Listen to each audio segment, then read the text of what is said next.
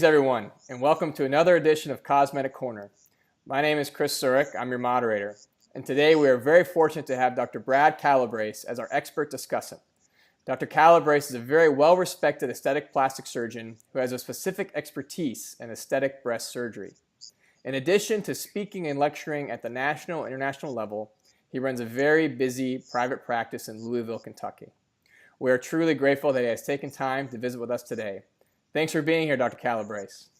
Thanks, Chris. I'm really glad to be here. So we have a great article to talk about. Absolutely. So that article is titled Current Trends in Breast Augmentation and International Analysis. We commend the authors on a very interesting article on a highly relevant topic. This was a collaboration between New York and German plastic surgeons and yielded some excellent insight on some of the characteristics and differences in breast augmentation in different regions of the world. This was complemented by a very well-composed commentary by Dr. Mitchell Brown from Toronto. So if you haven't read it, I highly recommend you do so, as it brings up some excellent points. So Dr. Calobrace, let's dive right in and talk about some components of the article.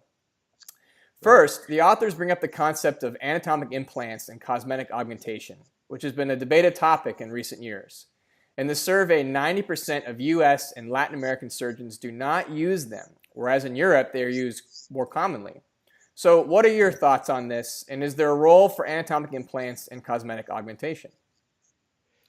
Yeah, well, I think that, it's no surprise to most surgeons that, United States got a late start as it relates to all silicone implants. We had that moratorium for a long time, and it wasn't until 2006 until we had silicone implants really in general use, and not until 2012 till we had the first shaped or anatomic implants available in the United States. Right. So we're really in our infancy in general about even understanding the concept of where anatomical implants may fit into our practices. I think that where we started in the United States was finding that place for them in reconstructive breast surgery, but having a harder time finding their place in cosmetic breast surgery, especially as we become so comfortable with round devices, both in the saline world and now in the silicone world. So I think we're just early in understanding what they may provide. But I think there are places where anatomic implants may provide some advantages for us. I think in the constricted breast deformity, where you have a very tight lower pole and you may want the extra cohesiveness of the gel and more volume distributed in the lower pole to really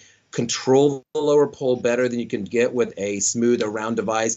Though that makes sense sometimes for early ptosis patients or the patient that is very amastic and basically has no breast tissue at all. And if you place a round implant, they're going to look very rounded. And in my patients who definitely don't want to look that way, you can deliver a more natural look by having a shaped implant. That being said, it's a very limited and defined place where I think there's a big advantage. And I think there's been study after study showing, David Hidalgo, one of the ones that was involved in this paper himself, had published a paper showing that when you set the patient up, you can't really see the difference between a shaped implant and a round implant as it relates. And I think that's one of the issues that we're seeing here, is that in most patients, it is hard to tell the difference between a round and a shaped implant, and maybe shaped implants or anatomic implants don't have a larger role than what we've seen in some other countries.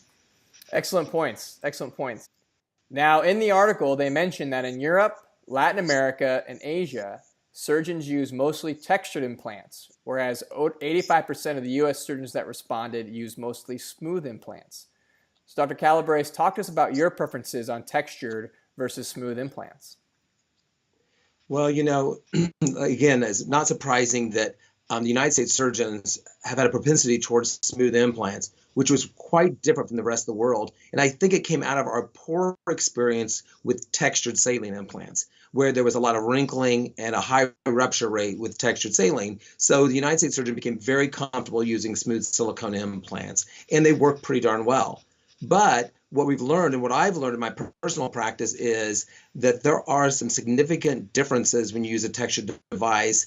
And for me, the majority of surgeries I do today using round implants, I still use textured implants. And I like it because, number one, it creates control. It helps with malposition issues. It stabilizes an implant in the pocket and it has less movement, less lateral slip when the patient's recumbent, where they slip into the axilla region. And also there's some good evidence emerging, which we're publishing one from the Sientra data that's coming out in the next few months, that the capsule contracture rate can be significantly reduced by the use of textured, especially when the implant's placed in the subglandular pocket.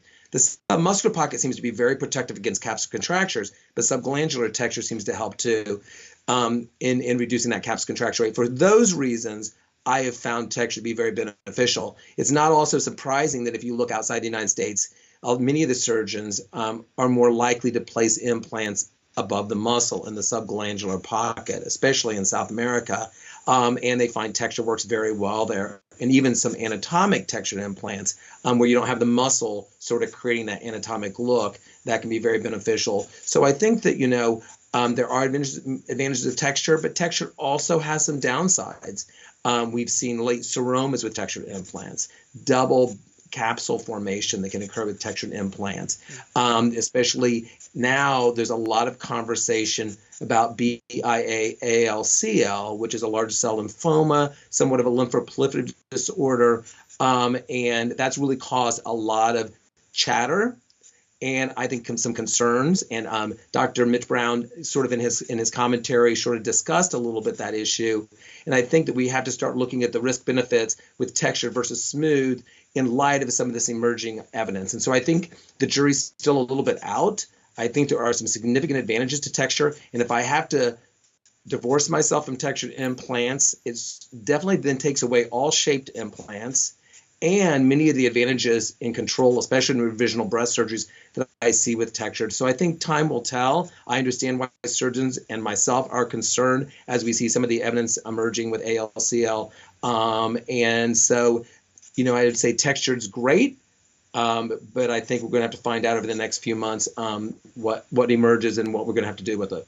In light of that, when postoperatively, I do think textured and smooth devices are different. Right. I think in a smooth device, when the patient can kind of handle it, we start them in a massage protocol because we say, they need to have a bigger pocket and have some movement with them. And so usually by 3 to 4 days after surgery, we're starting some sort of a displacement exercise program with them to move the implant around. In textured devices, it's exactly the opposite. We actually don't do any massage. All we really do is have the patient starting immediately with early range of motion, which means they lift their arms over their head and to their sides. And they do shoulder rolls to just have some simple movement and stretching of the tissue, but without actually massaging. Massaging a textured device early can lead to early seromas and displacement of the implants, and especially could be a problem in an anatomic device where you need that hand and glove fit, and we don't want to create a bigger pocket for it. That's excellent points. Thank you. I talk about insertion devices. So in his commentary, Dr. Brown states that with his ongoing discussion regarding biofilm and infection and capsular contracture and even ALCL, we may continue to see a rise in the use of insertion devices such as the Keller funnel in regards to preventing maybe this biofilm role in these mentioned problems. He goes on to quote a recent ASJ study that reported a 54% reduction in reoperation for capsular contraction when a funnel was used. What's your take on this? Yeah, Flugstad published that in 2016 in ASJ and showing that. And I've always thought it made sense. So when Dr. Keller first came out with this concept of the Keller funnel, he came to visit me right away, me and Pat Maxwell, and we were looking at it. And for me, it just made a lot of sense because we understood the concept of no touch. Dick Mladic had published from Virginia Beach, had published it many years ago. So the concept we know is correct. It was getting the device that would put the implant in without injuring the implant and with some level of control. And I think that was really the issue. And so as it turned out, the Keller funnel did a very, very good job of that. Now, do I think you have to use a Keller funnel? No. Part of the DIVA and Adams 14-point plan for reducing contamination and bioburden in implants doesn't even include a insertion device, right? And so some don't even feel that strongly that it's that helpful. I just like it because I think I think Mitch mentioned this in his commentaries, that number one reason he uses it because it's easy. It gets the implant in very easily without the struggle. I use textured devices, and so I find it extremely helpful because we all know it's a little bit more challenging to get a textured device in through a small incision, and you do feel like you're struggling to put it through that incision, and you in some way may be contaminating the implant a little bit more with it. I think I became a master of placing implants without a Keller funnel. But then once I started using the Keller funnel, it's very hard to go back because it's so fast and easy. And the implants, I think, I personally disrupt the implant less by putting it in through the Keller funnel. When I used to do finger manipulation to get it in there, by the time I was done and sometimes pulled it out, I would see significant depressions or dents in my implant from my finger insertion technique. I really don't see that when I place it through the device. So I think that argument that somehow the device is going to shear it or injure it isn't really true, and it can reduce bioburden and contamination. I believe the data that came out of it wasn't a great study that came from FlexAd, but it still, I think, reports what I suspected to report, is that if we use more of a no-touch technique or the 14-point plan adhered to it, nipple shields, the appropriate pocket irrigation, all the things that we can do, we can really reduce bioburden, which has significance both in the reduction of capsular contracture, but it also may have implications in the reduction